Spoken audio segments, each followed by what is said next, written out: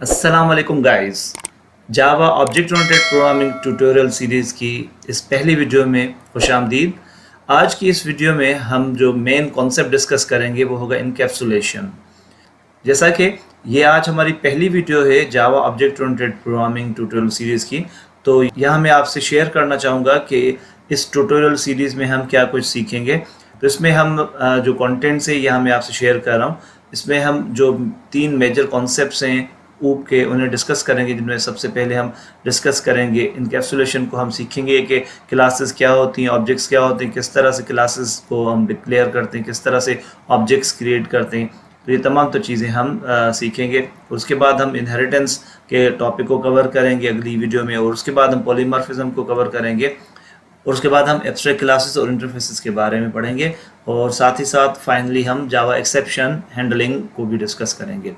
अगर आप जावा में न्यू हैं और आप जावा बेसिक्स के बारे में नहीं जानते, तो आप मेरे चैनल पे जो प्लेलिस्ट रखी हुई है जावा कोर ट्यूटोरियल की, तो उसको ज़रूर देखें। उसमें तमाम तर कॉन्सेप्ट्स जो बेसिक कॉन्सेप्ट्स होते हैं, जिनमें कि जावा कैसे डेवलप हुई और जावा के फीचर्स क्या हैं, जावा को किस तरह डाउनलोड और इंस्टॉल करना चाहिए, जावा का पहला प्रोग्राम कैसे बनेगा, और जितने भी बेसिक कंस्ट्रक्ट्स होते हैं जिनमें इफ़ एल्स कंडीशंस आ जाती हैं, स्विच केस कमांड्स आ जाती हैं, आइट्रेशन लॉजिक आ जाती है, लूप्स वगैरह, तो वो तमाम तर चीज़ें जावा कोर का जो पार्ट है फॉर बिगनर्स हमने वो डेवलप की हुई हैं तमाम तर वीडियोस। तो आप उन वीडियोस को देखें और पहले उन टॉपिक्स को कवर करें और फिर इस ट्यूटोरियल को देखेंगे, तो आपके लिए आसानी होगी और आप इन कॉन्सेप्ट्स को ज़्यादा बेहतर तौर पे और बआसानी समझ सकेंगे।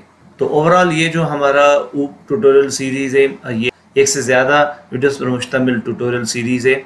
तो आज की इस पहली वीडियो में हमारा जो मेन फोकस होगा वो होगा इनकैप्सुलेशन। तो आइए आज के टॉपिक को स्टार्ट करते हैं, लेकिन उससे पहले अगर आपने इस चैनल को अभी तक सब्सक्राइब नहीं किया तो नीचे सब्सक्राइब बटन पे ज़रूर क्लिक करें, और इसके अलावा बेल आइकन पे भी ज़रूर क्लिक करें, ताकि मेरी हर आने वाली नई वीडियो आप तक टाइमली पहुंच सके। और स्पेशली अगर आप इस जावा की ऊप सीरीज़ में इंटरेस्टेड हैं, तो उसकी हर नई वीडियो आप तक उसकी नोटिफिकेशन टाइमली पहुँच सके। तो आइए अब स्टार्ट करते हैं आज का टॉपिक। सबसे पहले हम डिस्कस करेंगे क्लास और ऑब्जेक्ट क्या होती है। तो क्लास क्या है? क्लास इज ए स्पेसिफिकेशन और template for creating different objects which define their properties और एट्रीब्यूट्स एंड बिहेवियर्स। तो ये हम ये कहते हैं कि क्लास बेसिकली कंपोजिशन है दो चीज़ों की। उसमें एक तो आपकी फील्ड्स होती हैं और दूसरा बिहेवियर्स होते हैं। फील्ड्स का दूसरा नाम वेरिएबल्स भी है।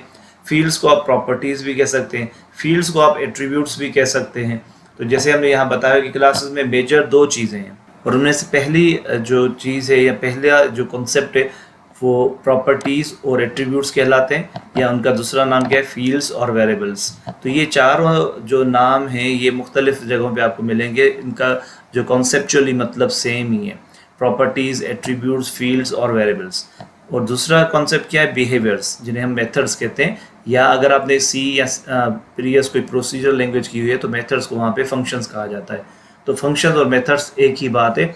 तो यहाँ पे हम ऊप में ज़्यादातर जो टर्मिनोलॉजी यूज़ करते हैं फंक्शंस के लिए वो हम यूज़ करते हैं मेथड्स।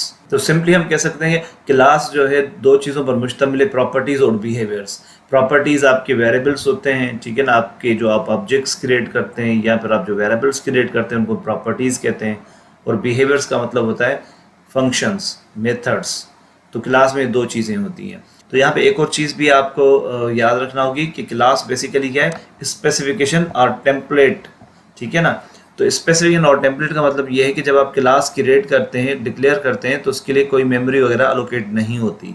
ये जैसे एक ब्लूप्रिंट होता है किसी भी ऑब्जेक्ट के लिए। तो इसको और आसान अल्फाज में हम इस तरह से कह सकते हैं कि क्लास क्या है?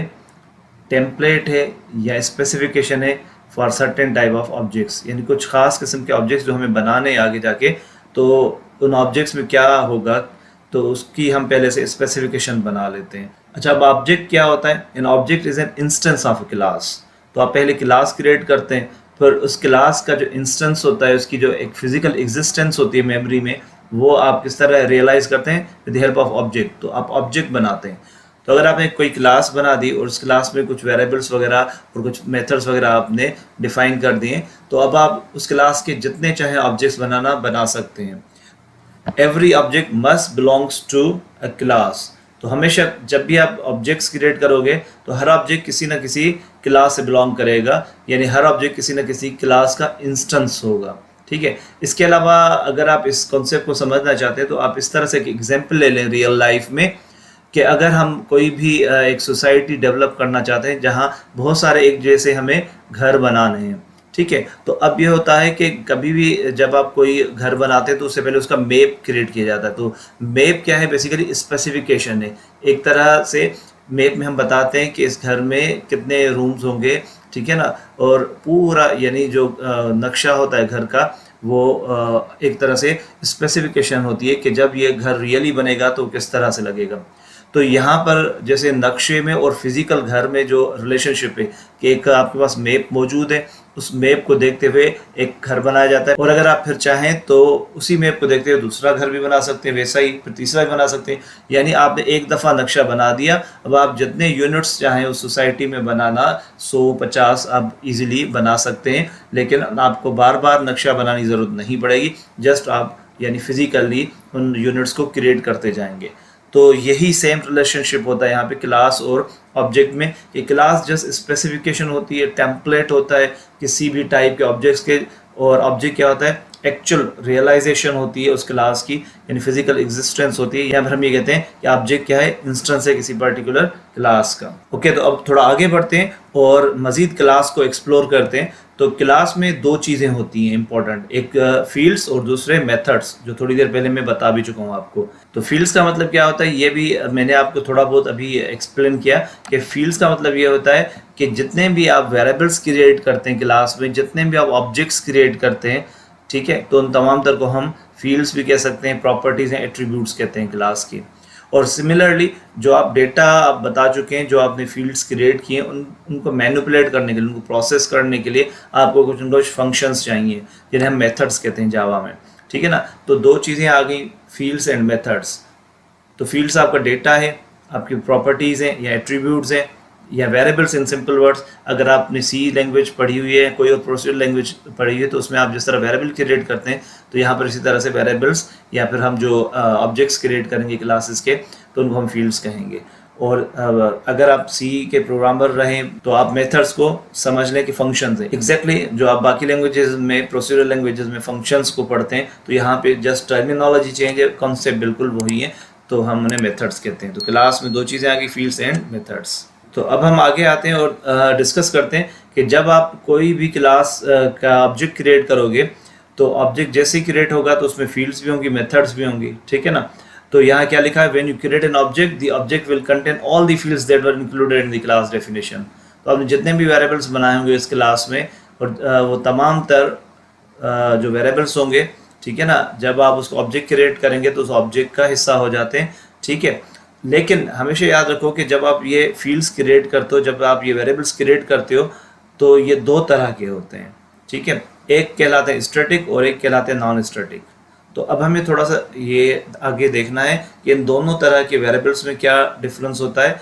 अगर हम स्टैटिक मेंबर्स क्रिएट करते हैं क्लास के, तो उनकी क्या फीचर्स हैं, क्या प्रॉपर्टीज़ हैं, और अगर नॉन स्टैटिक क्रिएट करते हैं तो उनकी क्या फीचर्स हैं, क्या प्रॉपर्टीज़ हैं, ठीक है।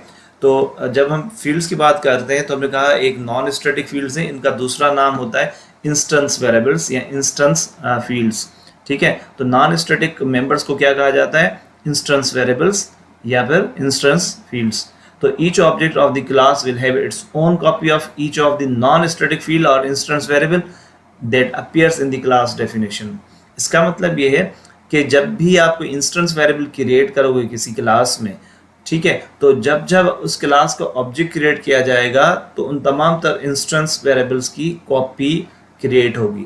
तो अगर आप एक क्लास बनाते हैं, उसके आप 100 ऑब्जेक्ट्स क्रिएट करते हैं, तो उस क्लास में जितने भी वेरिएबल्स होंगे उनकी 100 कॉपीज़ क्रिएट होंगी, हर एक ऑब्जेक्ट के लिए एक अलग कॉपी होगी।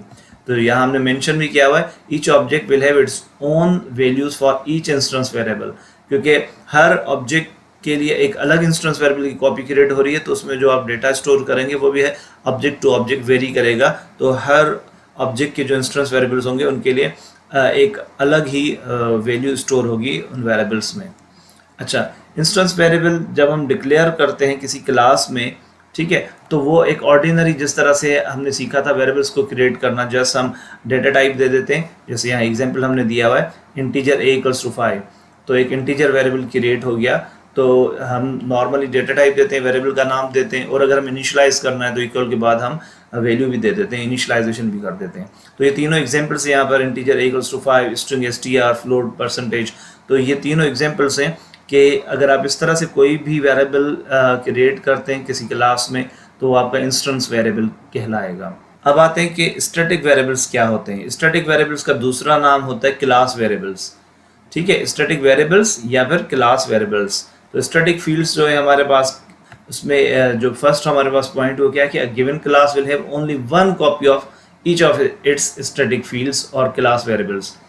तो क्लास वेरिएबल की जो खुसूसियत है, एक जो फीचर है वो ये है कि जब भी आप कोई क्लास वेरिएबल क्रिएट करते हैं या स्टैटिक वेरिएबल क्रिएट करते हैं किसी क्लास में, तो उसकी एक सिंगल कॉपी क्रिएट होती है। चाहे एक क्लास के आप 100 ऑब्जेक्ट्स क्यों ना बना दें, अगर आप 100 ऑब्जेक्ट्स बनाएंगे तब भी स्टैटिक जो वेरिएबल होगा उसकी सिंगल कॉपी क्रिएट होगी और वही कॉपी शेयर होगी अमंग ऑल दी ऑब्जेक्ट्स। जो भी आपने ऑब्जेक्ट्स क्रिएट किए हुए हैं तो वो तमाम तर उस सेम कॉपी को एक्सेस कर सकते हैं, यूज़ कर सकते हैं। तो एक तरह से क्लास वेरिएबल्स को हम मोस्टली तब क्रिएट करते हैं जब हमें कोई इंफॉर्मेशन शेयर करना हो among different objects of same class. दूसरी जो प्रॉपर्टी है जो डिफरेंशिएट करती है क्लास वेरिएबल को इंस्टेंस वेरिएबल्स, वो ये है, इंस्टेंस वेरिएबल्स होते हैं वो हमेशा ऑब्जेक्ट के थ्रू एक्सेस होते हैं, जबकि क्लास वेरिएबल्स को एक्सेस करने के लिए उस क्लास का ऑब्जेक्ट बनाना लाजमी नहीं है। अब डायरेक्टली जो क्लास का नाम होगा,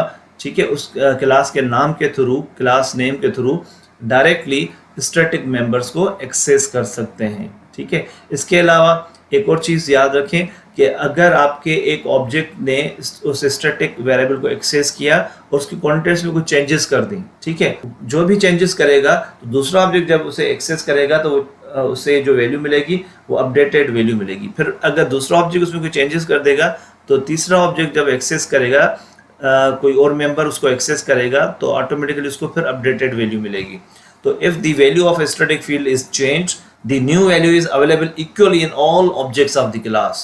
This is quite different from non-static fields where changing a value for one object does not affect the values in the other object. तो यहाँ पे हम ये बता रहे हैं कि जो इंस्टेंस वेरिएबल्स होते हैं और क्लास वेरिएबल होते हैं उसमें ये भी डिफरेंस है कि जब आप इंस्टेंस वेरिएबल्स को किसी एक ऑब्जेक्ट के थ्रू, सपोज करें क्लास के दो ऑब्जेक्ट हैं OB1 OB2, OB1 के थ्रू अगर किसी इंस्टेंस वेरिएबल को एक्सेस करते हैं, उसकी वैल्यू को अपडेट करते हैं और फिर OB2 के थ्रू एक्सेस करेंगे तो वहाँ पर जो OB2 के थ्रू आपको वैल्यू मिलेगी वो डिफरेंट होगी और OB1 की जो वैल्यू होगी उसी वेरिएबल में वो डिफरेंट होगी, क्योंकि दोनों ऑब्जेक्ट्स के लिए एक अलग अलग कॉपी इंस्टेंस वेरिएबल क्रिएट हुई है।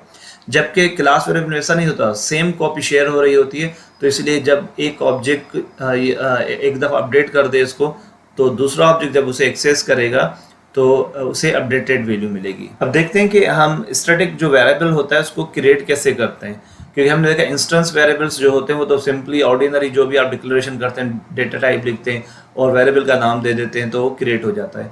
स्टैटिक वेरिएबल्स के लिए एक स्पेशल कीवर्ड यूज़ होता है स्टैटिक।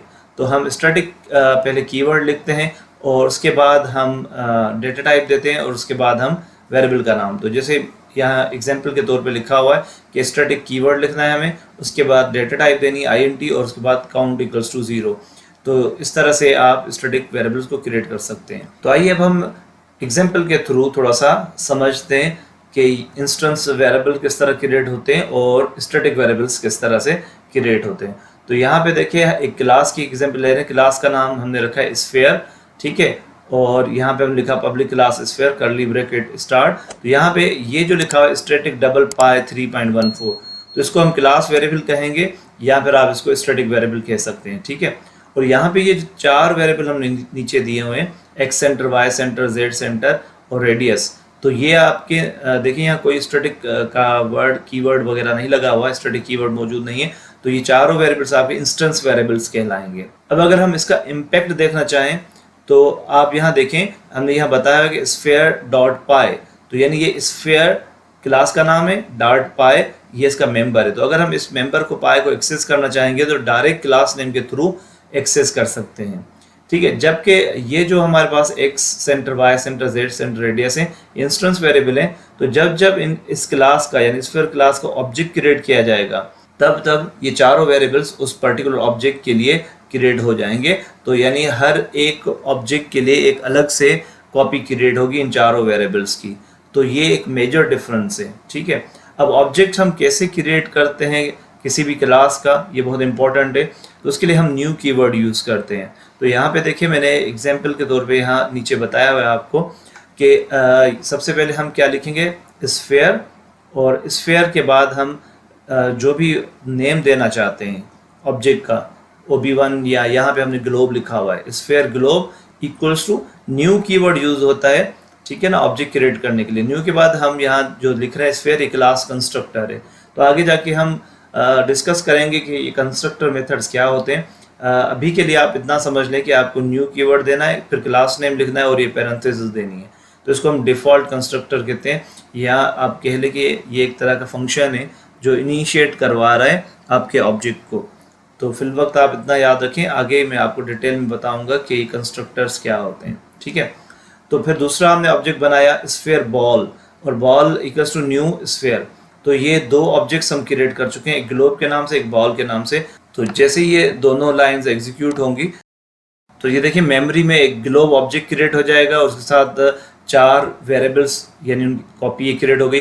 फिर सिमिलरली जब दूसरी लाइन एग्जीक्यूट हुई तो फिर बॉल जो ऑब्जेक्ट था वो क्रिएट हो गया और उसके भी सेम वही देखें सेम वेरिएबल्स हैं, यानी एक और कॉपी क्रिएट हो गई। तो याद रखें कि जब भी हम इंस्टेंस वेरिएबल्स क्रिएट करते हैं तो उसके लिए फिर अगर हम उन वेरिएबल्स को एक्सेस करना चाहते हैं तो हमें ऑब्जेक्ट्स क्रिएट करना होंगे उस क्लास के, जबकि स्टैटिक वेरिएबल्स के लिए ऑब्जेक्ट्स को क्रिएट करना लाजमी नहीं, आप डायरेक्टली क्लास नेम के थ्रू एक्सेस कर सकते हैं स्टैटिक मेंबर्स को। तो अभी तक हमने ये देखा कि 2 तरह के वेरिएबल्स होते हैं, इंस्टेंस और क्लास वेरिएबल्स। इसके अलावा जब हम मेथड्स की बात करते हैं किसी भी क्लास में, तो मेथड्स भी क्लास में 2 तरह के होते हैं, एक को इंस्टेंस मेथड कहा जाता है और दूसरों को क्लास या स्टैटिक मेथड्स कहा जाता है। तो अगेन जो क्लास मेथड्स होते हैं वो आप कॉल कर सकते हैं without creating the object of the class, जबकि जो इंस्टेंस मेथड होते हैं उन्हें जब भी आपको कॉल करना होता है तो उससे पहले क्लास का ऑब्जेक्ट बनाना होता है। तो आप सिंपली ये याद कर सकते हैं कि क्लास जो मेथड्स होते हैं वो क्लास नेम से एक्सेसिबल हैं, जबकि इंस्टेंस मेथड के लिए ऑब्जेक्ट बनाना क्लास का लाजमी है और वो ऑब्जेक्ट नेम के थ्रू हम एक्सेस करते हैं। और जब डिक्लेरेशन की बात आती है मेथड्स की, तो जो ऑर्डिनरी हमारा तरीक़ेकार होता है फंक्शंस को क्रिएट करने का, मेथड्स को डिक्लेयर करने का, अगर आप मेथड से फेमिलियर नहीं हैं तो आप मेरे चैनल पे जो जावा कोर का ट्यूटोरियल रखा हुआ है उसकी प्लेलिस्ट में जाएं और वहाँ पे वीडियो मौजूद है मेथड्स के बारे में, आप उसको ज़रूर वॉच करें, या फिर ऊपर मैंने आपको लिंक दे दिया है, इस पर भी आप क्लिक कर सकते हैं और उस लेक्चर को अच्छी तरह समझ सकते हैं। क्योंकि इस वीडियो में हमारा फोकस ये है कि ऊप के जो कॉन्सेप्ट्स हैं वो किस तरह से हम यूज़ करते हैं, तो हम डिटेल में मेथड्स को डिस्कस नहीं करेंगे, हम अज्यूम करें कि आप पहले से मेथड्स को यूज़ करना जानते हैं। तो अब देखते हैं कि हम ये जो मेथड्स होते हैं इनको कॉल कैसे करेंगे। तो 2 तरह के हमने कहा कि मेथड्स हैं, एक इंस्टेंस मेथड्स हैं और दूसरा जो हमारे पास क्लास मेथड है। तो यहाँ पे हमने एग्जांपल आपको दी हुई है कि हम किस तरह से क्लास मेथड को एक्सेस करते हैं। तो हमने यहाँ लिखा है double area equals to math dot pi. अब मैथ जावा की क्लास है, ठीक है ना, क्लास लाइब्रेरी से, तो उसमें भी हमारे पास पाई एक मेंबर मौजूद है जिसकी टाइप स्टैटिक की क्लास मेंबर है। तो हम उसको एक्सेस कर रहे हैं, तो एक्सेस करने का तरीका क्या है कि हमने जस्ट क्या लिखा, math dot pi and then multiply by 5 × 5। तो यानी अगर कोई सर्किल है उसका हमें एरिया मालूम करना है और सर्किल का अगर रेडियस 5 है तो हम इस तरह से लिख सकते हैं math dot pi multiply by 5/5, तो यानी पाई आर स्क्वायर। उसके बाद अगर हम देखें सेकंड लाइन पे तो हमने लिखा है double root pi equals to math dot SQRT area. अब SQRT भी क्या है, क्लास मेथड है या स्टैटिक मेथड है मैथ क्लास का, तो उसमें भी हमें विदाउट क्रिएटिंग ऑब्जेक्ट, तो ये मैथ जो है क्लास का नाम है, उसके बाद हम डायरेक्टली मेथड का नाम दे देते हैं SQRT, और फिर SQRT मेथड के जो भी पैरामीटर्स हैं वो हम इसे पास कर देते हैं, तो हमें रिजल्ट यहाँ रिटर्न हो जाता है। और इसी तरह से फिर नेक्स्ट हमारे पास मैथ डॉट रेंडम, तो मैथ क्लास का नाम है और रेंडम फंक्शन है या मेथड है जिसे आप कॉल कर रहे हैं यहाँ पे, ठीक है। तो ये सिर्फ मैं आपको यहाँ बताना चाह रहा हूँ how to call the class methods या स्टैटिक मेथड्स को कैसे कॉल करते हैं क्लास नेम के थ्रू। तो आइए अब हम देखते हैं कि हम इंस्टेंस जो मेथड्स है किस तरह से कॉल करेंगे। तो इंस्टेंस मेथड्स को कॉल करने के लिए सबसे पहले हमें क्या करना होगा जैसे हमने लिखा sphere ball equals to new sphere, तो हमें ऑब्जेक्ट बनाना होगा। Instance method without object call नहीं हो सकते। तो सबसे पहले हमने बॉल नाम का एक ऑब्जेक्ट बना दिया स्फीयर क्लास का। उसके बाद हमने क्या किया कि यहाँ पे देखें हम लिखा है double ball volume equals to, अब ये बॉल जो हमने क्रिएट किया है एज एन ऑब्जेक्ट, तो यहाँ का हमने लिखा है बॉल डॉट वॉल्यूम। तो वॉल्यूम जो है इंस्टेंस एक मेथड है क्लास में जो वॉल्यूम कैलकुलेट करके दे रहा है स्फीयर का, ठीक है। और उसको कॉल करने के लिए हमने सिंपली क्या लिखा है बॉल डॉट वॉल्यूम। तो बॉल ऑब्जेक्ट का नाम है और वॉल्यूम इंस्टेंस मेथड का नाम है। तो ऑब्जेक्ट नेम के थ्रू हम एक्सेस करते हैं इंस्टेंस मेथड को। तो आइए एक और एग्जांपल हम देखते हैं। तो यहाँ पे देखें हमने दोबारा से एक ऑब्जेक्ट बनाया स्फीयर क्लास का, इसका नाम क्या है ग्लोब। और ऑब्जेक्ट क्रिएट करने के लिए मैंने बताया था कि न्यू कीवर्ड देते हैं और ये आपका डिफ़ॉल्ट कंस्ट्रक्टर कॉल हो रहा है स्फीयर। तो ये ऑब्जेक्ट क्रिएट हो गया ग्लोब और अब हमने यहाँ लिखा है double ball volume equals to globe dot volume. तो अब हम जो कॉल कर रहे हैं वॉल्यूम मेथड किस ऑब्जेक्ट के थ्रू कर रहे हैं, ग्लोब ऑब्जेक्ट के थ्रू। तो याद रखें कि जो इंस्टेंस मेथड्स होते हैं वो हमेशा ऑब्जेक्ट के थ्रू कॉल होते हैं। तो पहले हमें ऑब्जेक्ट क्रिएट करना पड़ता है, उसके बाद हम कॉल कर सकते हैं इंस्टेंस मेथड्स को। तो आइए थोड़ा आगे बढ़ते हैं और थोड़ा और कोड देखते हैं कि हम क्लासेस को किस तरह डिफाइन करते हैं, किस तरह क्रिएट करते हैं क्लासेस। तो क्लासेस को क्रिएट करने के लिए हम क्लास कीवर्ड यूज़ करते हैं और उसके बाद क्लास नेम दे देते हैं। क्लास नेम के बाद कर्ली ब्रैकेट देते हैं और उसके अंदर फिर हमने जैसा कि डिस्कस किया आपके फील्ड्स और मेथड्स होते हैं, यानी आप कोई भी वेरिएबल्स क्रिएट कर सकते हैं, कोई भी ऑब्जेक्ट्स क्रिएट कर सकते हैं, उसके अलावा आप कोई भी फंक्शंस या मेथड्स इसमें डिफाइन कर सकते हैं। तो फिलहाल हम इस एग्जांपल में देख रहे हैं कि हम किस तरह से फील्ड्स को क्रिएट करते हैं, किस तरह से प्रॉपर्टीज़ क्लास की डिफाइन करते हैं, ठीक है, जब क्लास को क्रिएट करते हैं। तो यहाँ पे सबसे पहले हमने क्लास स्फीयर लिखा, उसके बाद एक स्टैटिक वेरिएबल क्रिएट किया है static final double pi equals to 3.14। तो यहाँ पे देखिए फाइनल भी यूज़ हो रहा है कीवर्ड। तो फाइनल का मतलब क्या होता है कि whenever you want to fix the initial value that you specify for a variable make it constant। तो यानी अगर हम ये चाहते हैं कि जो पाई वेरिएबल है, ठीक है, इसकी वैल्यू जो है कोई भी चेंज ना कर सके, फिक्स हो जाए, कांस्टेंट हो जाए, ठीक है ना, तो हम क्या यूज़ करते हैं कीवर्ड फाइनल। तो इसीलिए हमने यहाँ पे फाइनल कीवर्ड को यूज़ किया हुआ है, ठीक है। और उसके बाद हमने एक और स्टैटिक मेंबर क्रिएट किया काउंट। तो ये दोनों स्टैटिक मेंबर हैं, इनको हम क्लास मेंबर्स भी कहेंगे। उसके बाद हम इंस्टेंस वेरिएबल 4 क्रिएट करें, radius, X centre, Y centre और जेड सेंटर। तो ये हमने तरीका सीख लिया कि किस तरह से क्लास मेंबर्स को क्रिएट किया जाता है और किस तरह से इंस्टेंस वेरिएबल्स को क्रिएट किया जाता है।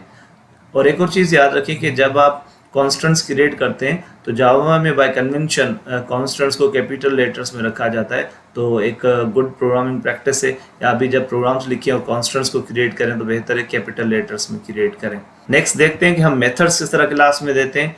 तो यहाँ पे देखिए हम डिस्कस करने जा रहे हैं। यहाँ पे सबसे पहले जब भी कोई फंक्शन बनाया जाता है तो रिटर्न टाइप बताते हैं कि फंक्शन किस टाइप की वैल्यू रिटर्न करेगा, इंटीजर, फ्लोट या कुछ भी रिटर्न नहीं करेगा। तो it's up to the type of method, ठीक है ना, कि मेथड क्या रिटर्न कर रहा है। उसके बाद मेथड का नाम हम देते हैं, ठीक है ना। मेथड का नाम देने के बाद यहाँ पे ये जो हमारे पास arg1 arg2 है, इनको आर्गूमेंट्स कहा जाता है, मेथड आर्गूमेंट्स, ठीक है। तो ये हम देते हैं। उसके बाद ये जो arg1 arg2 ये तमाम तर आपके मेथड आर्गूमेंट्स या पैरामीटर्स कहलाएंगे। तो आगे चल के मैं थोड़ा सा डिफरेंस भी बताऊंगा आपको, आर्गूमेंट और पैरामीटर भी क्या है। तो फिल वक्त आप इसको समझ लेंगे, मेथड पैरामीटर्स हैं, ठीक है। और उसके बाद यहाँ कर्ली ब्रैकेट हम स्टार्ट में दे रहे हैं। उसके बाद यहाँ पे ये बॉडी होगी एग्जीक्यूटेबल कोड गोज हेयर। तो ये आपकी मेथड की बॉडी कहलाएगी, यहाँ आप कोड देंगे जो भी आप देना चाहें and then curly bracket over. तो इस तरह से मेथड्स को डिफाइन किया जाता है। ये तो ब्रीफली मैंने बताया, और अगेन मैं कहूँगा आपसे कि अगर आप मेथड से फेमिलियर नहीं है तो आप इस चैनल की जो जावा कोर की प्लेलिस्ट है उसमें जाएं और मेथड्स वाले वीडियो लेक्चर को ज़रूर वॉच करें। तो एक इम्पॉर्टेंट चीज़ जस्ट मैं यहाँ डिस्कस करना चाहूँगा मज़ीद, और वो ये है कि जब भी कोई मेथड अगर ऐसा है जो कोई वैल्यू रिटर्न कर रहा है, ठीक है ना, इंटीजर रिटर्न कर रहा है, फ्लोट, डबल, कोई भी वैल्यू रिटर्न कर रहा है, तो जो बॉडी होगी मेथड की, उस बॉडी में रिटर्न स्टेटमेंट का होना लाजमी है। तो यहाँ जैसे हमने एग्जांपल दी हुई है कि इंटीजर सम, इसमें दो वेरिएबल्स हम पास कर रहे हैं, एक्स और वाई, इन दोनों को सम किया जा रहा है और रिजल्ट रिटर्न हो रहा है। तो इसलिए देखें यहाँ बॉडी में ये रेड कलर में मैंने मेंशन किया हुआ है रिटर्न एक्स प्लस वाई। तो रिटर्न स्टेटमेंट हम यूज़ करते हैं in the body of the method, ठीक है। कोई भी वैल्यू अगर हमें रिटर्न करवानी है जहाँ से फंक्शन को कॉल किया गया वहाँ पे। तो तो आइए अब देखते हैं कि जो आर्गुमेंट और पैरामीटर है इन दोनों में क्या डिफरेंस है। दोनों टर्मिनोलॉजीज हैं, तो बेहतर है कि आप इन टर्मिनोलॉजी से फेमिलियर हों। तो सबसे पहले हम डिस्कस करते हैं कि पैरामीटर क्या होता है। Parameter has a name and a type and appear in the parameter list in the definition of the method. तो अगर आप नीचे यहाँ पे देखें कोड में, तो public static void main string args और उसके बाद यहाँ लिखा हुआ है x equals to o b j dot mean. Mean method को कॉल किया जा रहा है, दो वैल्यूज हम पास करें 3.0 और 5.0। तो 3.0 और 5.0 इनको कहा जाएगा आर्गुमेंट्स। तो जब हम मेथड को कॉल करते हैं, ठीक है ना, मेथड को कॉल करते वक्त जो वैल्यूज हम पास कर रहे हैं फंक्शन में या मेथड में, ठीक है, तो उन वैल्यूज को मेथड आर्गुमेंट्स कहा जाता है या आर्गुमेंट कहा जाता है। तो यहाँ पे जो हमने लिखा है ओबीजे डॉट मीन और पैरेंथेसिस में 3.0 और 5.0 दिया है, इनको हम कहेंगे आर्गुमेंट्स। अब जब ये फंक्शन कॉल होगा तो कंट्रोल कहाँ ट्रांसफर होगा, मेथड डेफिनेशन पर। तो मेथड डेफिनेशन यहाँ लिखी हुई है double mean double value 1 comma double value 2, ये मेथड सिग्नेचर भी कहलाती है। तो यहाँ पे जो हम वेरिएबल्स दे रहे हैं जो रिसीव करेंगे वैल्यूज़ को, जैसे वैल्यू 1 और वैल्यू 2, तो वैल्यू 1 में वैल्यू आएगी 3.0 और वैल्यू 2 में जो वैल्यू आएगी वो आएगी 5.0। तो यहाँ पे इनको कहा जाएगा पैरामीटर्स। और उसके बाद ये देखें, ये नीचे डेफिनेशन आ गई मेथड की, ठीक है ना, और यहाँ पे double result equals to value 1 plus value 2 divided by 2.0 return result. तो यहाँ पे आप देख रहे हैं कि रिजल्ट को रिटर्न किया जा रहा है आफ्टर कैलकुलेशन, ठीक है। वैल्यू 1 और वैल्यू 2 को हमने सम किया और 2 से डिवाइड करके रिटर्न कर दिया। तो हमें जो मीन थी या एवरेज था वो रिसीव हो जाएगा कहाँ पे, जहाँ से फंक्शन को कॉल किया गया था, और एक्स में ये रिजल्ट स्टोर हो जाएगा। तो ये एक तरह से आपको समरी मिल गई है मेथड्स की कि हम किस तरह से मेथड क्रिएट करते हैं, किस तरह से मेथड्स को कॉल करते हैं, ठीक है, और आर्गुमेंट क्या होता है, पैरामीटर क्या होता है। नेक्स्ट हम ये देखेंगे कि जब मेथड कॉल होता है तो उसमें वैल्यूज़ किस तरह से पास होती हैं, उनका क्या कॉन्सेप्ट है। तो यहाँ पे देखिए हमने कोड डिस्कस किया, public static void main string args integer i equals to 10। अब ये जो i वेरिएबल है ये क्रिएट किया गया है कहाँ पे, मेन फंक्शन की मेमोरी में। तो यहाँ पे देखिए मेमोरी में एक i वेरिएबल क्रिएट हुआ, उसमें वैल्यू इनिशियलाइज हो चुकी है 10, ठीक है। उसके बाद आपने एक और वेरिएबल क्रिएट किया x और एक मेथड कॉल किया ओबीजे डॉट चेंज। अब चेंज मेथड जब आप कॉल करें तो उसमें आपने आर्गुमेंट पास कर दिया i। तो i मेमोरी में आपने पहले ही वेरिएबल देखा है कि क्रिएट हो चुका है। तो जब आप कॉल कर रहे हैं मेथड चेंज, तो जैसे ही कंट्रोल ट्रांसफर होगा चेंज पे, तो चेंज की आप नीचे राइट साइड पे बॉटम में देखें इंटीजर चेंज int j। तो int j उसका पैरामीटर है, तो j वेरिएबल क्रिएट होगा, ठीक है ना, चेंज मेथड की मेमोरी में, और वो रिसीव करेगा ये जो कॉपी है i की, ठीक है। तो कॉपी ऑफ i यहाँ क्रिएट हो चुकी है, उसमें देखें 10 वैल्यू मौजूद है और j इसको रेफर कर रहा है। तो j किसको रेफर कर रहा है, जो i वेरिएबल की कॉपी है उसको रेफर कर रहा है। अब आपने क्या किया कि जो चेंज मेथड है उसकी बॉडी में, उसके डेफिनेशन में आपने j की वैल्यू चेंज कर दी। तो आप देखें जैसे ही आपने j की वैल्यू चेंज की प्लस प्लस j, ठीक है, तो वो इंक्रीमेंट किस में करेगा, कॉपी में इंक्रीमेंट करेगा, कॉपी ऑफ i में। तो एक्चुअल जो i की वैल्यू वो चेंज नहीं होगी। रिटर्न j जब आप करेंगे तो आपको क्या रिटर्न होगा, 11। तो 11 x की वैल्यू हो जाएगी, लेकिन i की वैल्यू सेम 10 ही रहेगी। तो ये याद रखें कि जब आप कोई वैल्यू पास करते हैं फंक्शन में, तो आपकी जो मेन मेमोरी में उसकी कॉपी है वो अनचेंज रहती है, और मेथड जब आपने कॉल किया उसमें जब रिसीव होगी वो कॉपी, तो वहाँ जितनी अपडेट्स होंगी, जब मेथड डिस्ट्रॉय होगा यानी आपका मेथड अपनी एग्जीक्यूशन कंप्लीट करेगा, तो वो तमाम तर मेमोरी रेज हो जाएगी और आपकी जो मेन फंक्शन के जो वेरिएबल्स हैं उनकी जो वैल्यूज थी वो एज इट इज़ इंटैक्ट रहेंगी। अच्छा, इसके अलावा एक और चीज़ याद रखें कि कभी कभी हम ऐसा चाहते हैं कि जो हम वैल्यू सेंड कर रहे हैं किसी मेथड में, जो वैल्यू पास कर रहे हैं वो मेथड में चेंज ना हो, एक्सीडेंटली भी चेंज ना हो, ठीक है। तो फिर हम उस पैरामीटर को एज ए फाइनल डिक्लेयर कर देते हैं। तो जो parameter as a final declare होगा वो मेथड की डेफिनेशन में भी चेंज नहीं होगा। तो ये अगर आपको ज़रूरत हो तो आप फाइनल कीवर्ड को भी अपनी ज़रूरत के मुताबिक इस्तेमाल कर सकते हैं वाइल कॉलिंग दी मेथड्स, ठीक। तो अभी तक तो हमने सारी बातें इंस्टेंस मेथड या नॉन स्टैटिक मेथड्स के बारे में की हैं। तो अब आइए देखते हैं कि स्टैटिक मेथड्स या क्लास मेथड्स किस तरह से डिफाइन किए जाते हैं। तो सपोज करें ये हमारे पास स्फेयर क्लास है और उसमें हम कोई स्टैटिक मेथड क्रिएट करना चाहते हैं तो किस तरह करेंगे। तो सबसे पहले हमने एक वेरिएबल क्रिएट किया, static integer count equals to 0। तो ये तो है क्लास वेरिएबल या स्टैटिक वेरिएबल। अब स्टैटिक मेथड कैसे क्रिएट करेंगे, तो अगेन हमें क्या यूज़ करना होगा, स्टैटिक कीवर्ड। बाकी सेम मेथड होगा, सेम तरीक़ेकार होगा। तो जस्ट हमने क्या लिखना है, स्टैटिक कीवर्ड और फिर रिटर्न टाइप जैसे इंटीजर गेट काउंट। तो एक फंक्शन हमने बना दिया, एक मेथड हमने क्रिएट किया क्लास में और उसका नाम क्या रखा है, गेट काउंट। और उसके आगे क्योंकि स्टैटिक कीवर्ड लगा हुआ है तो इसको हम कहेंगे क्लास मेथड या फिर स्टैटिक मेथड, जो रिटर्न करेगा नंबर ऑफ ऑब्जेक्ट्स जो क्रिएट हो चुके हैं स्फीयर क्लास के वो। तो आगे जाके हम इन तमाम तर पीसेस ऑफ कोड को एक कंप्लीट प्रोग्राम में कन्वर्ट करेंगे। तो इसलिए आप जुड़े रहें इस वीडियो के साथ और आखिर तक देखें ताकि आप ओवरऑल इनकैप्सुलेशन और क्लासेस और ऑब्जेक्ट्स के कॉन्सेप्ट को समझ सकें जो मैं आपको इस वीडियो में बताना चाह रहा हूँ। गेट काउंट को हमने इसलिए यहाँ पे क्लास मेथड बनाया कि जब जब स्फीयर क्लास का कोई ऑब्जेक्ट बनेगा तो काउंट वेरिएबल की वैल्यू अपडेट होती रहेगी। और जब हम नंबर ऑफ काउंट्स जानना चाहेंगे कि कितने ऑब्जेक्ट्स क्रिएट हो चुके हैं स्फीयर क्लास के, तो हम इस मेथड के थ्रू काउंट की वैल्यू को ऑब्टेन कर सकते हैं। और इवन ये फंक्शन आपको 0 रिटर्न करेगा जब कोई भी ऑब्जेक्ट इस क्लास का एग्जिस्ट नहीं कर रहा होगा। तो इसलिए हमने इसको as a class method declare किया हुआ है। नेक्स्ट हम ये डिस्कस करने जा रहे हैं कि एक क्लास में जो आपने अभी वेरिएबल्स क्रिएट किए हैं किसी भी क्लास डेफिनेशन में, तो उन वेरिएबल्स को हम अगर मेथड्स में एक्सेस करना चाहें तो किस तरह करें। तो ये देखिए अगेन क्लास स्फीयर हमने उसमें एक स्टैटिक वेरिएबल बना दिया है पाए, उसको फाइनल भी कर दिया यानी फिक्स कर दी वैल्यू। फिर एक काउंट वेरिएबल क्रिएट किया, वो भी क्लास मेंबर है। उसके बाद हम इंस्टेंस वेरिएबल्स क्रिएट कर रहे हैं 4, radius, X centre, Y centre, Y और जेड सेंटर। उसके बाद हम एक स्टैटिक मेथड क्रिएट कर रहे हैं, स्टैटिक इंटीजर गेट काउंट, जो थोड़ी देर पहले हमने डिस्कस भी किया, और ये रिटर्न करेगा जो भी वैल्यू काउंट वेरिएबल की सेट होगी। ठीक है, उसके बाद हमने एक इंस्टेंस मेथड बना दिया वॉल्यूम, और ये वॉल्यूम रिटर्न करेगा स्फीयर का। तो वॉल्यूम का जो फार्मूला होता है वो होता है 4/3 multiply by pi r cube. ठीक है, तो हमने उसको यहाँ इम्प्लीमेंट किया, return 4.0 divide by 3.0 multiply by pi और multiply by radius into radius which is r cube. और उसके बाद अगर क्लास का कुछ और कोड होगा तो वो यहाँ आएगा और फाइनली क्लास क्लोज हो गई यहाँ पे। तो यानी यहाँ पे हम आप जो समझना चाह रहे हैं चीज़ें वो क्या है कि an instance method can access any of the data members of the class just by using the appropriate name. ठीक है, तो यहाँ पे देखें ये हमारे पास जो इंस्टेंस मेथड है वॉल्यूम, कोई भी वेरिएबल अगर चाहे इंस्टेंस वेरिएबल तो उसे एक्सेस कर सकता है। इसी तरह से हमने जो स्टैटिक वेरिएबल द काउंट उसको यहाँ पे स्टैटिक मेथड में यूज़ किया हुआ है और ये रिटर्न कर रहा है काउंट वेरिएबल की वैल्यू।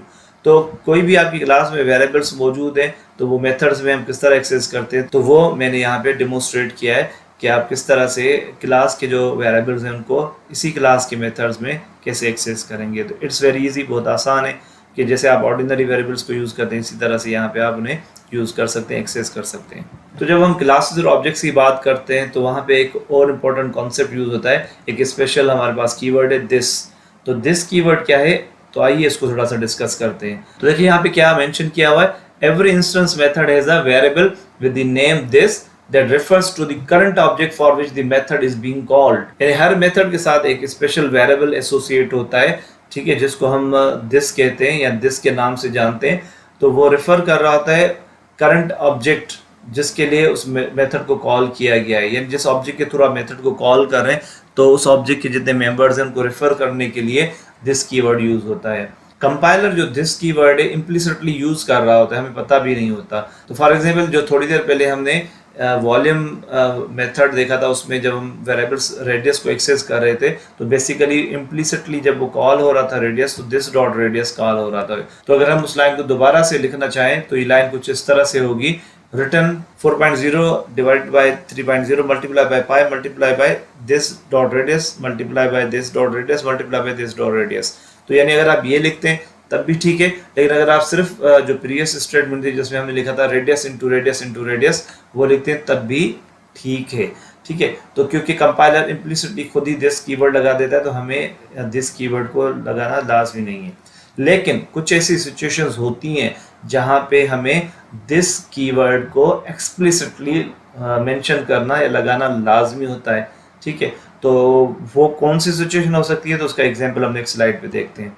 तो यहाँ पे देखें, यहाँ पे हमने एक क्लास बना दी माइलिब और उसमें दो वेरिएबल्स हैं एक्स वाई और उसके बाद एक सेटर मेथड हमने दिया हुआ है। सेटर मेथड्स का मतलब ये होता है कि ऐसे मेथड्स जो वेरिएबल्स हमारे क्लास में मौजूद है उनकी वैल्यूज को इनिशियलाइज या सेट करने के लिए हम यूज करें।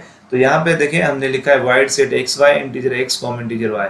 तो इस एग्जाम्पल में ये जो हमारे पास this dot x equals to x लिखा हुआ है, तो ये x रेफर कर रहा है इस x को, ठीक है, और ये y रेफर कर रहा है इस y को, और दिस डॉट x रेफर कर रहा है इस x को, और दिस डॉट y रेफर कर रहा है जो क्लास में हमने ये वेरिएबल इंस्टेंस वेरिएबल क्रिएट किया हुआ है y इसको रेफर कर रहा है। तो यहाँ पे दिस कीवर्ड को एक्सप्लिसिटली लगाना लाजमी है, और ये इसलिए लगाना लाजमी है कि हम एक्सप्लिसिटली बता रहे हैं कि ये जो हम मेथड कॉल करेंगे सेट एक्स वाई, तो उसमें जो दो वैल्यूज पास होंगी तो वो किस एक्स को रेफर कर रही हैं।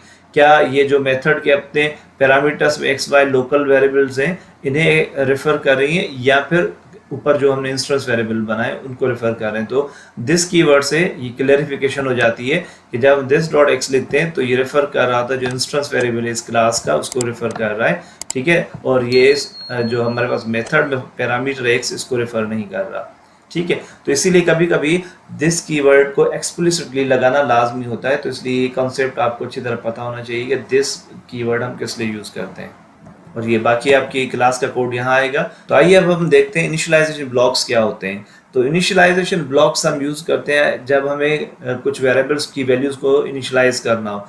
इनिशियलाइजेशन ब्लॉक्स भी दो तरह के होते हैं, एक को स्टैटिक इनिशियलाइजेशन ब्लॉक कहा जाता है, और जो स्टैटिक इनिशियलाइजेशन ब्लॉक होता है ये हम यूज करते हैं जो स्टैटिक हमारे मेंबर्स हैं, क्लास मेंबर्स हैं, स्टैटिक वेरिएबल्स हैं, उनको इनिशियलाइज करने के लिए।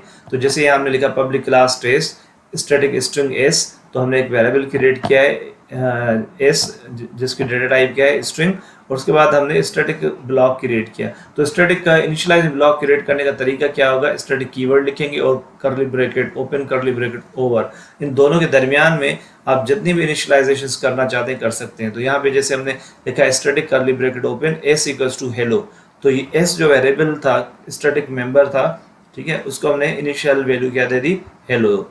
नेक्स्ट जो इसका अपोजिट है वो है नॉन स्टैटिक इनिशियलाइजेशन ब्लॉक, और नॉन स्टैटिक इनिशियलाइजेशन ब्लॉक हम यूज करते हैं जो इंस्टेंस वेरिएबल्स होते हैं उनको इनिशियलाइज करने के लिए। तो देखिए यहाँ पे अब हमने लिखा है पब्लिक क्लास टेस्ट, और इस दफा जो स्ट्रिंग मैंने क्रिएट किया वो स्टैटिक नहीं है, जस्ट मैंने स्ट्रिंग एस लिखा है, तो एक इंस्टेंस वेरिएबल है एस। तो यहाँ पर भी देखिए हमने कर्ली ब्रैकेट्स को यूज किया, लेकिन यहाँ पे हमने स्टैटिक कीवर्ड यूज नहीं किया, एस इक्वल्स टू हेलो। तो इस तरह से ये जो इंस्टेंस वेरिएबल है हमारे पास एस ये इनिशियलाइज हो जाएगा। इनिशियलाइजेशन ब्लॉक के बाद हम आते हैं कंस्ट्रक्टर्स की तरफ।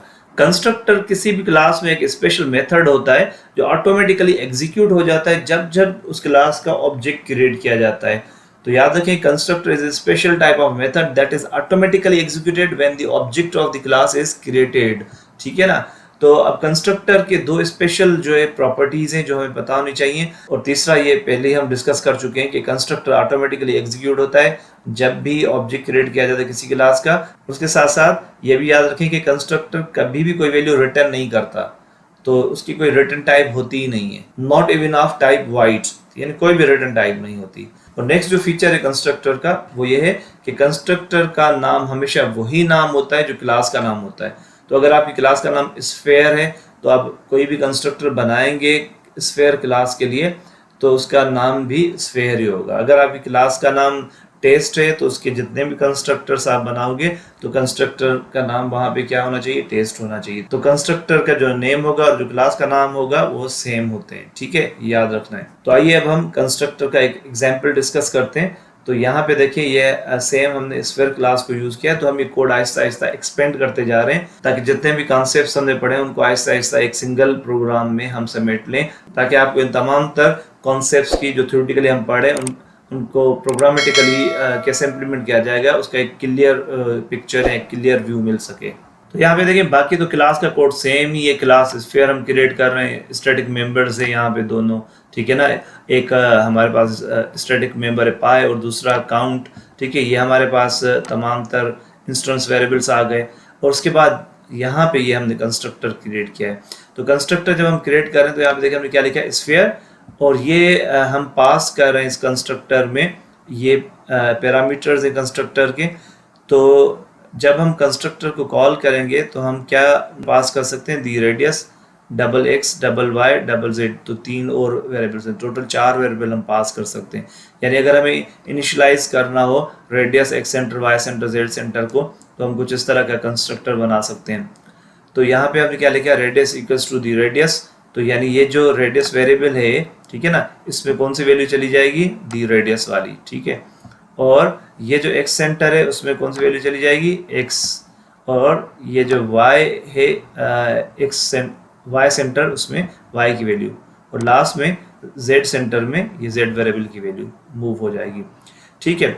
तो ये हमने कोड लिखा यहाँ पे, x center equals to x, Y center equals to y, और Z center equals to Z.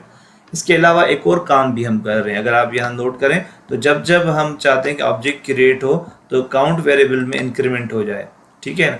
तो काउंट वेरिएबल में इंक्रीमेंट का मतलब क्या होगा कि ये इंडिकेट करेगा कि एक ऑब्जेक्ट जो था इस क्लास का वो क्रिएट हो चुका है। तो इस तरह से जब जब कोई नया ऑब्जेक्ट क्रिएट होगा तो काउंट की वैल्यू इंक्रीमेंट होती रहेगी। उसके बाद ये नीचे हमारे सेम वही मेथड्स हैं। तो गेट काउंट आपको काउंट की वैल्यू रिटर्न करेगा, जिससे हमें पता चलेगा कि टोटल कितने ऑब्जेक्ट्स अभी तक क्रिएट हो चुके हैं। और ये वॉल्यूम मेथड इंस्टेंस मेथड है जो वॉल्यूम कैलकुलेट करने के लिए हम यूज़ करेंगे।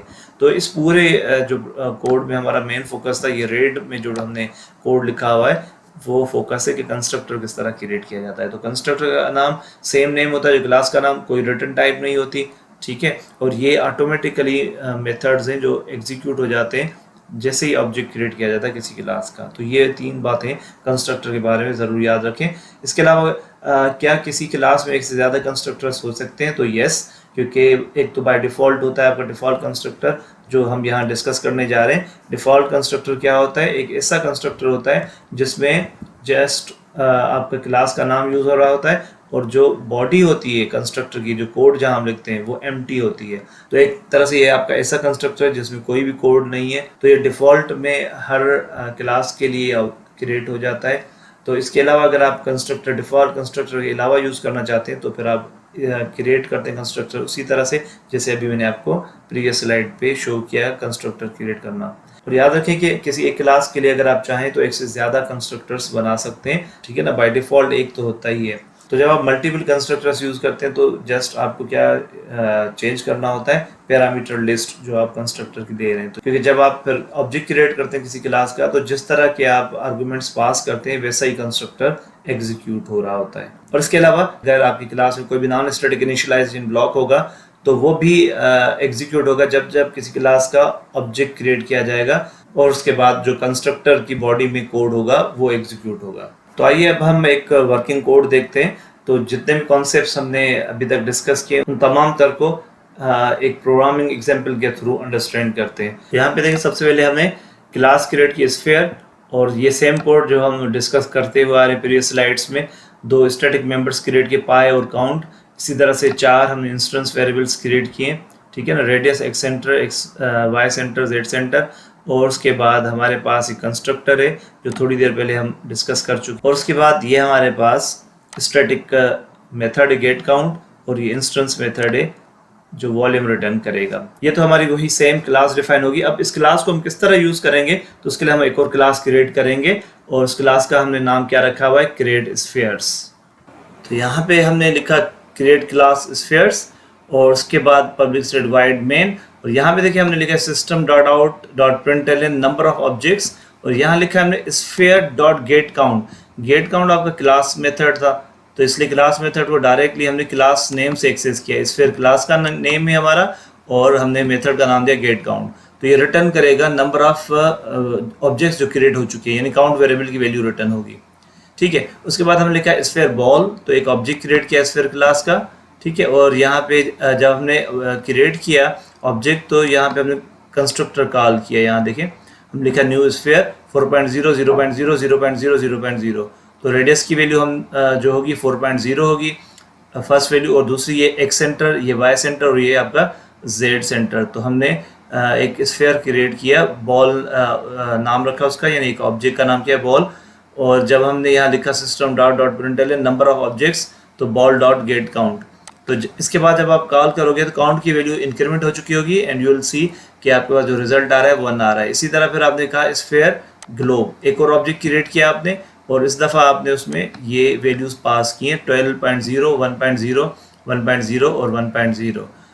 तो एक बार फिर आपने यहाँ पे नंबर ऑफ ऑब्जेक्ट्स प्रिंट करवाएं और लिखा है स्फेयर डॉट गेट काउंट। तो ये गेट काउंट दोबारा काउंट वेरिएबल की वैल्यू रिटर्न करेगा, तो अब काउंट की वैल्यू 2 हो चुकी होगी। और उसके बाद हमने यहाँ पे लास्ट में दो प्रिंट स्टेटमेंट्स दी हुई हैं वॉल्यूम प्रिंट करने के लिए, तो बॉल डॉट वॉल्यूम, ठीक है, और ग्लोब डॉट वॉल्यूम। तो हमने ये जो वैल्यू सेंड किए रेडियस के लिए 4.0 और 12.0, तो इनको देखते हुए कैलकुलेशन परफॉर्म होगी। और कैलकुलेशन यहाँ आप देखा है कि वॉल्यूम के लिए क्या है कि रिटर्न करो 4.0 divided by 3.0 multiply by radius into radius into radius. तो जो भी रिजल्ट होगा वो रिजल्ट स्क्रीन पे शो हो जाएगा। तो उम्मीद है कि आपको क्लासेस को यूज़ करना आ गया होगा। तो आइए एक और कॉन्सेप्ट डिस्कस करते हैं फाइनलाइज मेथड का। जो फाइनलाइज मेथड होता है वो अपोजिट होता है कंस्ट्रक्टर के। तो C++ में फाइनलाइज की जगह जो कॉन्सेप्ट या टर्मिनोलॉजी यूज होती है उसको हम कहते हैं डिस्ट्रक्टर। तो बेसिकली दो कॉन्सेप्ट हैं, कंस्ट्रक्टर एंड डिस्ट्रक्टर। तो कंस्ट्रक्टर मेथड ऑटोमेटिकली एग्जीक्यूट होते हैं जब जब किसी क्लास को ऑब्जेक्ट क्रिएट किया जाता है, और डिस्ट्रक्टर मेथड तब एग्जीक्यूट होते हैं जब जब किसी क्लास को ऑब्जेक्ट डिस्ट्रॉय हो रहा होता है। तो जावा में जो कॉन्सेप्ट है, ऑब्जेक्ट जब डिस्ट्रॉय होता है जो मेथड एग्जीक्यूट होता है उसको हम फाइनलाइज कहते हैं। तो फाइनलाइज मेथड क्या है? एक स्पेशल टाइप का मेथड है जिस तरह से कंस्ट्रक्टर होता है, लेकिन उसका अपोजिट है। कंस्ट्रक्टर ऑटोमेटिकली एग्जीक्यूट होता है जब जब नया ऑब्जेक्ट क्रिएट होता है किसी क्लास का, और फाइनलाइज तब एग्जीक्यूट होता है जब जब उस क्लास का ऑब्जेक्ट डिस्ट्रॉय होता है। तो जो फॉर्मेट है फाइनलाइज मेथड का वो यहाँ पे दिया हुआ है, प्रोटेक्टेड वाइड फाइनलाइज। प्रोटेक्टेड क्या है ये थोड़ी देर में हम डिस्कस करेंगे, और डिटेल में हम नेक्स्ट जो हमारी वीडियो होगी उसमें डिस्कस करेंगे। तो यहाँ पे ये इस तरह से आप कोड दे सकते हैं, जो भी कोड देना चाहें। तो मोस्टली हम फाइनलाइज मेथड यूज़ करते हैं जब हमें कोई मेमोरी वगैरह रिलीज़ करवाना हो, जब ऑब्जेक्ट डिस्ट्रॉय हो रहा है तो उस वक्त, या फिर अभी जैसे हमने जो कोड लिखा था उसमें जब जब ऑब्जेक्ट क्रिएट हो रहा था तो आपने देखा कि काउंट की वैल्यू इंक्रीमेंट हो रही है, लेकिन जब ऑब्जेक्ट डिस्ट्रॉय हो रहा है तो उसके लिए हमने कोई कोड नहीं लिखा। तो हम चाहें तो फाइनलाइज मेथड को यूटिलाइज कर सकते हैं कि जब जब कोई ऑब्जेक्ट डिस्ट्रॉय हो तो हम काउंट की वैल्यू डेक्रीमेंट कर दें, ताकि हमें पता चल सके करंटली मेमोरी में हमारे कितने लाइव जो ऑब्जेक्ट्स मौजूद हैं, लाइव कितने ऑब्जेक्ट्स हैं किसी पर्टिकुलर क्लास के, या हमारे केस में स्फीयर क्लास के कितने लाइव ऑब्जेक्ट्स हैं। तो ये जानने के लिए फिर हमें फाइनलाइज मेथड यूज़ करना होगा, और उसमें हमें क्या देना होगा कि जब जब कोई ऑब्जेक्ट डिस्ट्रॉय हो स्फीयर क्लास का तो हम काउंट की वैल्यू को डेक्रीमेंट कर दें। नेक्स्ट जो एक बेसिक कॉन्सेप्ट है वेरिएबल्स और क्लासेस से मुतालिक, वो है एक्सेस मॉडिफायर्स। तो एक्सेस मॉडिफायर्स रेस्ट्रिक्ट करते हैं कि आप किस डेटा को कहाँ कहाँ यूज़ कर सकते हैं। तो सबसे पहले हमारे पास पब्लिक है। पब्लिक का मतलब होता है कि कोई भी मेंबर अगर आप पब्लिक क्रिएट करते हैं तो वो कहीं से भी विद इन क्लास या आउटसाइड क्लास कहीं से भी एक्सेसिबल हो सकता है। प्राइवेट उसका अपोजिट होता है टोटली, कि जो भी मेंबर प्राइवेट होते हैं वो सिर्फ और सिर्फ क्लास से ही एक्सेस हो सकते हैं, आउटसाइड क्लास उनको एक्सेस नहीं किया जा सकता। प्रोटेक्टेड आप ज़्यादा डिटेल में नेक्स्ट वीडियो में सीखोगे। जब इनहेरिटेंस हम कर रहे होते हैं तो वहाँ पे ये होता है कि पेरेंट और चाइल्ड क्लास का रिलेशनशिप होता है। तो वो मेंबर्स जो आप चाहते हैं कि पेरेंट क्लास में एक्सेसिबल हो और इसके अलावा चाइल्ड क्लासेस में एक्सेसिबल हो, तो उसके लिए हम प्रोटेक्टेड कीवर्ड यूज़ करते हैं। और अगर हम बाय डिफ़ॉल्ट जैसे होता है कि INT X लिख दिया या INT A लिख दिया, तो नॉर्मली हम कोई भी एक्सेस मॉडिफायर नहीं लगाते। तो अगर आप कोई भी एक्सेस मॉडिफायर यूज़ नहीं करते तो वो तमाम तर मेंबर्स अवेलेबल होते हैं विद इन सेम पैकेज। जितनी भी क्लासेस मौजूद हैं तो तमाम तर क्लासेस उन मेंबर्स को एक्सेस कर सकती हैं जिनके आगे कोई भी एक्सेस मॉडिफायर मौजूद नहीं होगा। इन एक्सेस मॉडिफायर्स को हम थोड़ा बहुत और मज़ीद डिटेल में डिस्कस करेंगे इनहेरिटेंस के हमारी नेक्स्ट वीडियो में। लास्ट बट नॉट लीस्ट, तो आज इस वीडियो में हमने जो कुछ भी पढ़ा, जो कुछ भी सीखा, उन तमाम तर कॉन्सेप्ट्स को एवोल्यूट करने के लिए, देखने के लिए क्या हमने वाकई में उन कॉन्सेप्ट्स को अच्छी तरह एब्जॉर्व किया या नहीं किया। तो यहाँ पे मैंने एक do it your self task दिया हुआ है, तो आप इस टास्क को अचीव करने की कोशिश करेंगे। तो इस लैब टास्क को समझने से पहले मैं आपको ओवरऑल समरी दे देता हूँ। तो आज की इस वीडियो में हमने क्या कुछ सीखा। तो हमने स्टार्ट लिया था क्लासेस से। तो क्लास बेसिकली क्या है? स्पेसिफिकेशन है for some kind of objects, ठीक है। इसकी मैंने आपको रियल लाइफ में भी एग्जांपल दी कि जिस तरह से अगर हमें कुछ बिल्डिंग्स या हाउसेस बनाने तो उसका पहले हम मैप क्रिएट करते हैं। मैप में पूरी स्पेसिफिकेशन होती है, इस बिल्डिंग कितने फ्लोर्स होंगे, ठीक है ना, और कितने रूम्स होंगे, इलेक्ट्रिसिटी प्लान क्या होगा, तो सारी स्पेसिफिकेशन मैप में आ जाती है। उस मैप को देखते हुए फिर बिल्डिंग हम बनाते जाते हैं।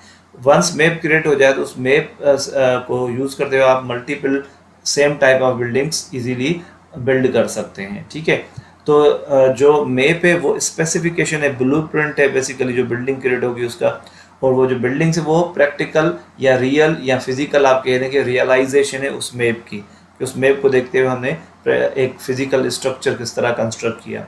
तो प्रोग्राम्स में भी ये होता है, जो हम प्रोग्रामिंग लैंग्वेज यूज़ करते हैं कि हम जो रियल वर्ल्ड ऑब्जेक्ट्स हैं उनको इजीली प्रोग्राम में कन्वर्ट कर सकें। तो उसका तरीक़ाकार यही होता है कि हम पहले क्लास बनाते हैं, क्लास स्पेसिफिकेशन बता रही होती है उस पर्टिकुलर ऑब्जेक्ट के बारे में, डिफ़ाइन करते हैं कि वो ऑब्जेक्ट किस तरह का है। मसलन अगर हमें एक व्हीकल क्लास बनानी है, ठीक है ना, व्हीकल को रिप्रेजेंट करना है प्रोग्राम्स में, तो प्रोग्रामिंग मॉडल में, तो हम एक क्लास बनाएंगे व्हीकल की, उसमें दो चीज़ें आती हैं क्लास में, एक डेटा और एक बिहेवियर मतलब मेथड्स। ठीक है, तो डेटा में क्या हम डिफाइन कर सकते हैं क्लास के लिए, किस तरह के वेरिएबल्स दे सकते हैं, जैसे व्हीकल टाइप हो गई, व्हीकल चेसिस नंबर हो गया, इंजन नंबर हो गया, व्हीकल कलर हो गया, और बहुत सारी चीज़ें हो सकती हैं। तो सेम वे में फिर आप जो ऑपरेशंस हैं व्हीकल के, जैसे स्टार्ट, स्टॉप, ठीक है, रन, तो ये सारे जो बिहेवियर्स हैं उस व्हीकल के, उनको एज ए मेथड उस क्लास में डिफाइन कर सकते हैं। तो जो उप प्रोग्रामिंग मॉडल है ना, ये बहुत ही ज़बरदस्त किस्म का मॉडल है कि आप जितने भी रियल वर्ल्ड आपके ऑब्जेक्ट्स हैं उनको इजीली प्रोग्रामिंग मॉडल्स में कन्वर्ट कर सकते हैं। तो सेम वही रिलेशनशिप होगा कि पहले स्पेसिफिकेशन दो, वंस स्पेसिफिकेशन दे दी तो आप फिर उस स्पेसिफिकेशन को देखते हुए जितने चाहें ऑब्जेक्ट्स उसके क्रिएट कर सकते हैं। ऑब्जेक्ट क्रिएट कर जब हम करते हैं तो उसके लिए न्यू कीवर्ड यूज़ करते हैं, ये मैंने आपको बताया कि किस तरह ऑब्जेक्ट क्रिएट किया जाता है। फिर जब हम क्लास में डेटा या फील्ड्स की बात करते हैं तो दो तरह के मेंबर्स हम क्रिएट कर सकते हैं, दो तरह के वेरिएबल्स क्रिएट कर सकते हैं क्लास में। एक को हम कहते हैं स्टैटिक मेंबर्स, जो स्टैटिक कीवर्ड्स के थ्रू हम क्रिएट करते हैं, इनको क्लास मेंबर्स भी कहा जाता है।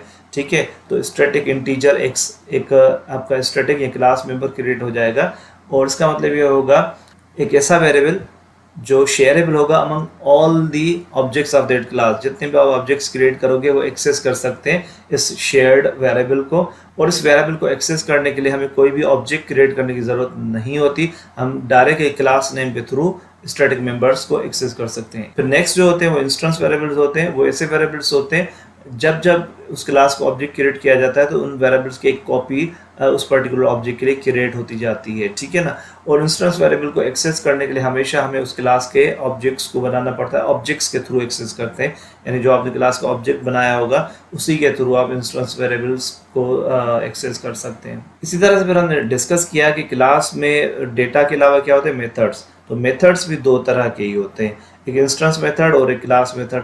इंस्टेंस मेथड ऐसे मेथड्स होते हैं जिनको एक्सेस करने के लिए हमें ऑब्जेक्ट बनाना लाजमी होता है क्लास का, और ऑब्जेक्ट के थ्रू ही वो एक्सेस होते हैं, जबकि जो क्लास या स्टैटिक मेथड्स होते हैं वो डायरेक्टली क्लास नेम के थ्रू एक्सेस हो सकते हैं, और उसके लिए हमें कोई भी क्लास का ऑब्जेक्ट बनाना लाजमी नहीं होता।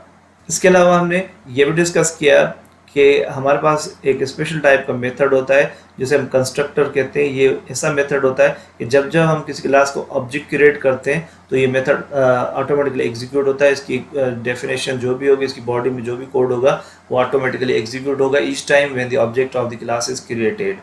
कंस्ट्रक्टर एक क्लास में एक से ज़्यादा हो सकते हैं, जस्ट हमें क्या करना होता है, जो उसकी पैरामीटर लिस्ट होती है उसे यूनिक बनाना होता है। ठीक है, तो आप मल्टीपल कंस्ट्रक्टर्स क्रिएट कर सकते हैं।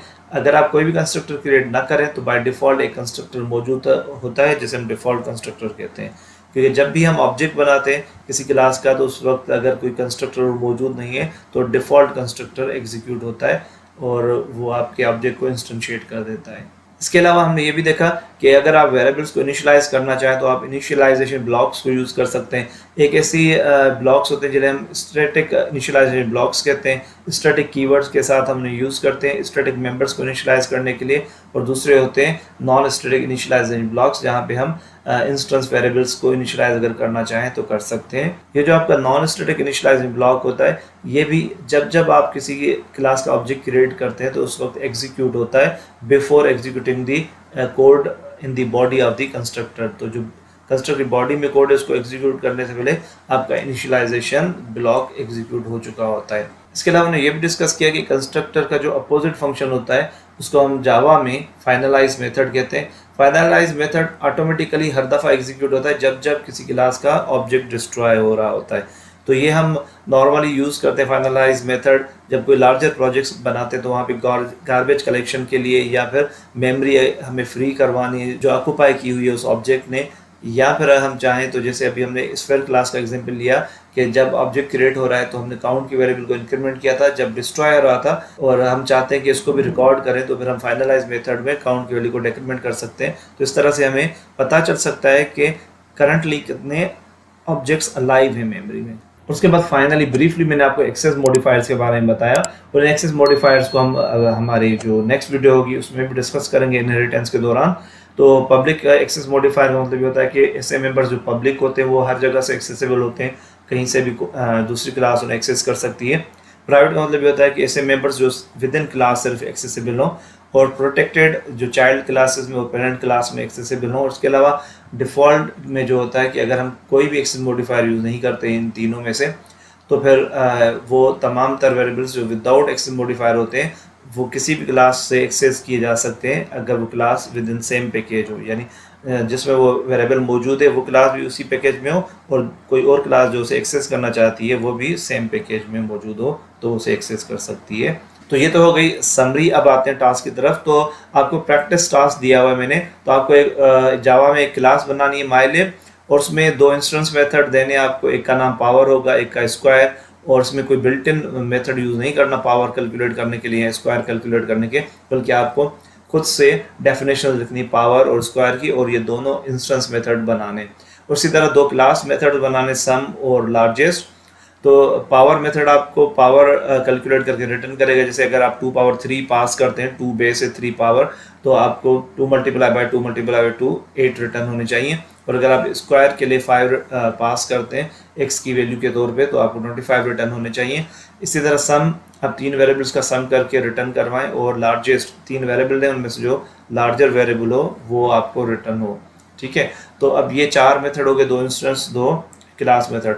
उसके बाद आप एक क्लास अलग से बनाए टेस्ट, और उसमें आप ये जितने भी 4 मेथड्स आपने क्रिएट किए हैं इन तमाम तर को एक्सेस करें। तो पहले यूज़र से इनपुट लें डिफरेंट वैल्यूज़, और वो वैल्यूज़ पास करें इन फंक्शंस में, और जो रिजल्ट्स रिटर्न हो वो टेस्ट क्लास में आप प्रिंट करवा दें।